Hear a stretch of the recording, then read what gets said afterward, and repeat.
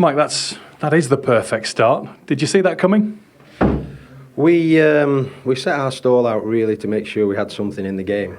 That was the important thing. You know, a lot of things are going on, a lot of things are happening, and we wanted just to galvanise each other together. And it was great to see that the team pulled together and the staff pulled together, and we got the result that surprised a few people. You went with Jake Livermore at the back, such as your lack of options. Was that to counter Leicester's pace? Well, I asked Jake probably a week ago, probably 10 days ago actually, we were on pre-season, I asked him would he have a go at it. I put Tom in there at one point, and then I asked Jake if he'd do it, and Jake seemed pretty comfortable on the ball, and it was just a case of what you have to do in order to get the players out on the football field, and he accepted that responsibility really, really well, and I thought today the whole team produced a performance. He looked pretty natural, as did Curtis Davis. The 11 as a whole, have they really bonded together because of the problems and despite of the problems that have been going on? Well, it's always a difficult situation for football players, but at the end of it all, they are professional football players playing in probably the best league out there. So they've earned that right to be here and to be in this league. And I think they enjoyed themselves today. And we asked them to do certain things. They've carried out those messages really well. I think they've enjoyed themselves doing that. And, you know, the icing is when you get a result.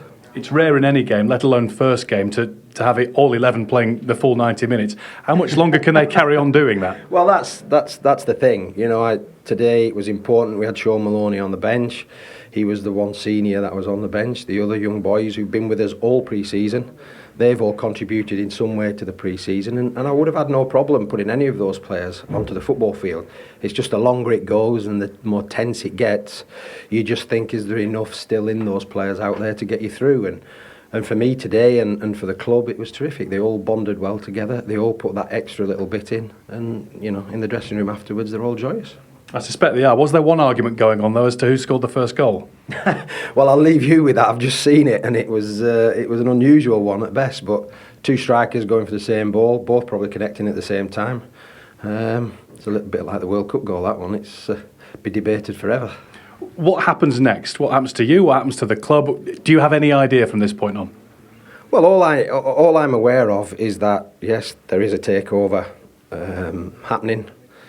It's not a finalised deal yet as such. I'm in charge up to that point.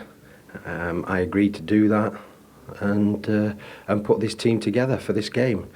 There's a week in between, a lot's got to happen. A lot of things will happen, I'm sure, because we need to start getting some football players into this club just to bolster our chances in the Premier League. And at any point has it crossed your or Stephen Clemence's mind to maybe just get a registration form in again?